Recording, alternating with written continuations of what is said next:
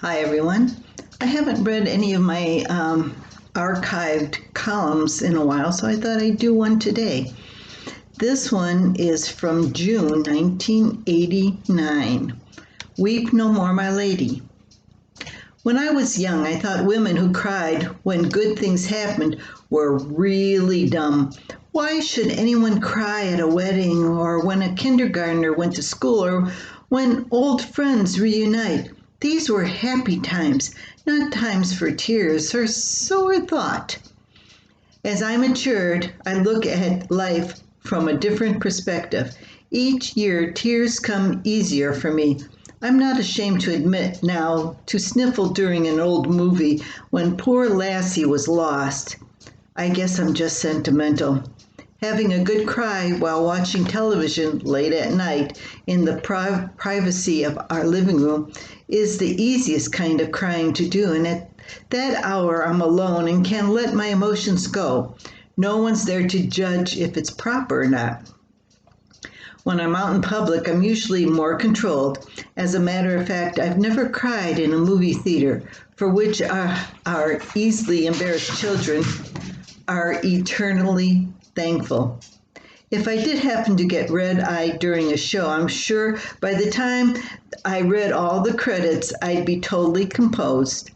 Last week, my public equilibrium slipped. It all started when I went to Becky's elementary school for her sixth grade graduation. The morning started more hectic than usual. Our children were excited about the final day of school. This morning, Becky had successfully completed her years at St. John's School and would be advancing to the more populated public school. Her face glowed as she asked me for the 100th time if her hair looked okay. I brought my camera to church that morning, ready to document her moments in the spotlight. There wasn't a teardrop anywhere near my eyes until the procession of 18 students began. When I watched her friends start down the aisle, I started to get misty. I had watched those youngsters from first grade munchkins to teenagers. With camera at the ready, I waited for Becky to walk into view. When she did, tears clouded my vision.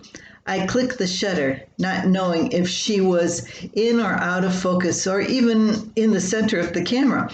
The mass continued, and I calmed myself.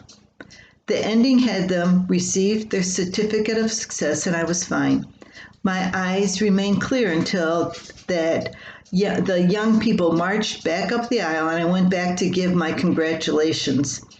When I saw Becky's bright smile, my tears returned. She offered her hand as all the others had.